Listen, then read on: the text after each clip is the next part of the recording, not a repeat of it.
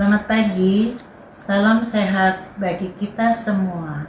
Selamat bertemu kembali dalam acara saya dan PKLU GPIB membaca Alkitab bersama pada hari ini, Jumat, tanggal 25 April 2025. Perkenalkan saya Pinkan Manalu Luntungan dari GPIB Ora et Labora, Serpong, Tangerang Selatan.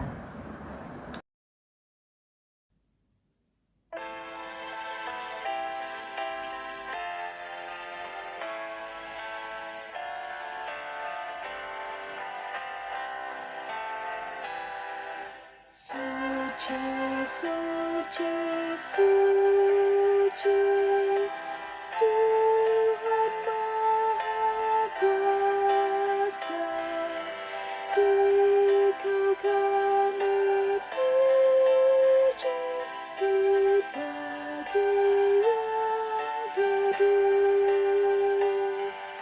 Suci, suci, suci, murah dan perkasa, Allah Tritunggal, agung namamu.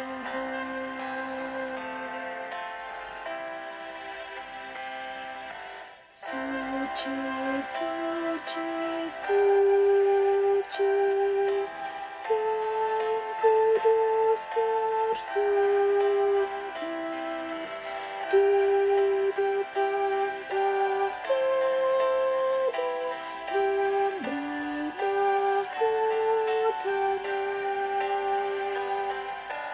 Segenap malaikat sujud menyembah-Mu, Tuhan yang ada selama-lamanya. Mari kita berdoa. Tuhan Yesus di dalam surga, terima kasih untuk hari yang baru ini. Terima kasih untuk kehidupan yang baru dan kesehatan yang baik bagi kami semua, anggota PKLU GPIB dimanapun kami berada. Ya Tuhan Yesus, tolong pimpin kami untuk membaca dan merenungkan firman Tuhan di pagi yang cerah ini. Amin. Pagi ini kita akan membaca Alkitab bersama-sama dari kitab 1 Korintus 15 ayat 29 sampai 34 yang menyatakan, berjudul Kebangkitan Kita. Jika tidak demikian, apakah faedahnya perbuatan orang-orang yang dibaptis bagi orang mati? Kalau orang mati sama sekali tidak dibangkitkan, mengapa mereka harus dibaptis bagi orang-orang yang telah meninggal? Kami juga, mengapa kami setiap saat membawa diri kami ke dalam bahaya? Saudara-saudara, tiap-tiap hari aku berhadapan dengan maut. Demi kebanggaanku akan kamu dalam Kristus Yesus Tuhan kita, aku katakan bahwa hal ini benar. Kalau hanya berdasarkan pertimbangan-pertimbangan manusia, aku telah berjuang melawan binatang buas di Efesus. Apakah gunanya hal itu bagiku?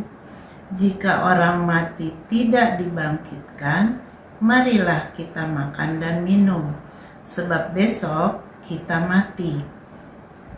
Janganlah sesat. Pergaulan yang buruk merusakkan kebiasaan yang baik. Sadarlah kembali sebaik-baiknya dan jangan berbuat dosa lagi. Ada di antara kamu yang tidak mengenal Allah. Hal ini kukatakan supaya kamu merasa malu. Kita masuk dalam membaca renungan pagi dari Sabda Bina Umat dengan judul Keyakinan pada Kebangkitan, Janji yang Tidak Tampak Namun Pasti. Di ayat yang ke-29, jika tidak demikian, apakah faedahnya perbuatan orang-orang yang dibaptis bagi orang mati, kalau orang mati sama sekali tidak dibangkitkan?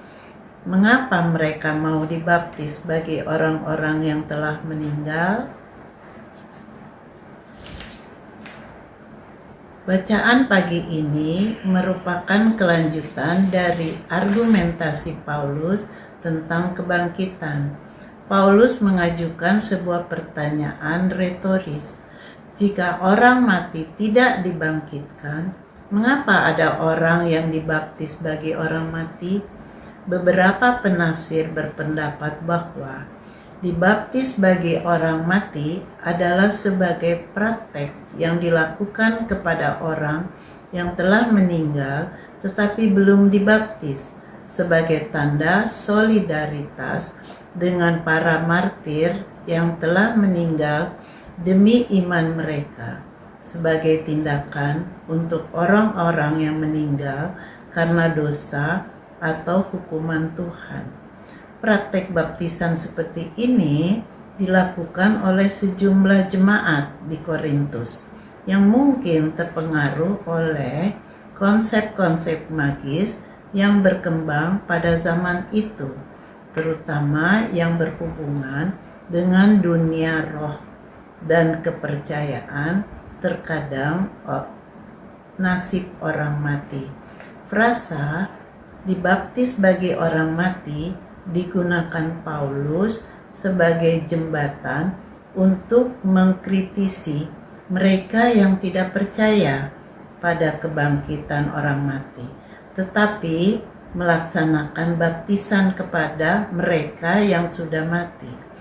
Praktek baptisan bagi orang mati yang dikembangkan di tengah jemaat Korintus dilakukan atas mereka yang hidup bagi keselamatan yang sudah mati. Paulus menunjukkan bahwa sebetulnya jemaat di Korintus telah memiliki kesadaran tentang pentingnya keselamatan bagi orang mati sehingga melakukan ritual baptisan tersebut. Lebih lanjut, Paulus menjelaskan jika tidak percaya akan kebangkitan orang mati, maka untuk apa mereka mau dibaptis? Untuk orang-orang yang telah meninggal. Paulus meyakinkan jemaat Korintus bahwa kebangkitan orang mati itu ada. Jika tidak ada, sia-sialah kita berlelah-lelah berjuang di dunia ini. Percaya pada peristiwa kebangkitan bukan persoalan sederhana, harus berangkat dari keyakinan iman tentang siapa Allah dalam hidup ini. Pemahaman tentang Allah yang berkuasa dengan karya di luar jangkauan pemikiran kita harus disadari dan dialami. Amin. Demikianlah renungan dari Sabda Bina Umat pada pagi ini.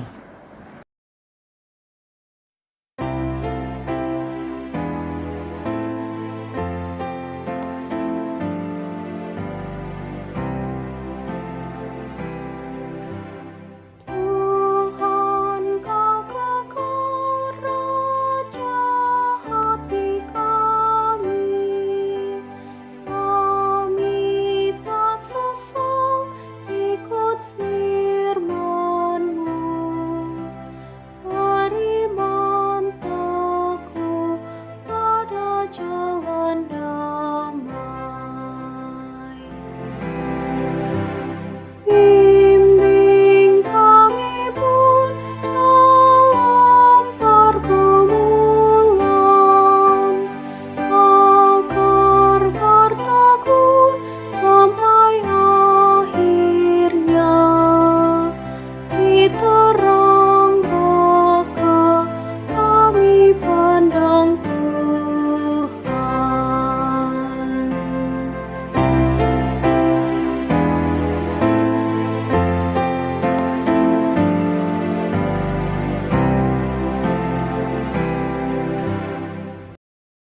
Sahabat PKLU, marilah kita bersatu di dalam doa penutup.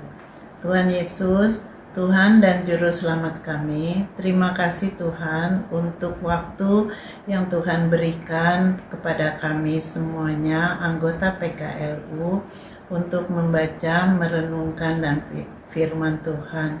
Kiranya firman Tuhan yang kami baca boleh terwujud dalam tingkah laku kami sebagai anggota PKLU di mana kami berada. Terima kasih Tuhan untuk kesehatan yang Tuhan berikan pada kami dan untuk anggota-anggota PKLU yang sedang sakit, Tuhan kiranya menjamah dan memulihkan tubuhnya.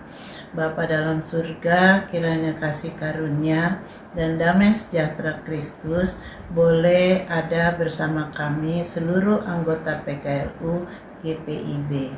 Berkatilah kami. Inilah doa pengucapan syukur dan permohonan kami. Dalam nama Yesus kami berdoa. Amin.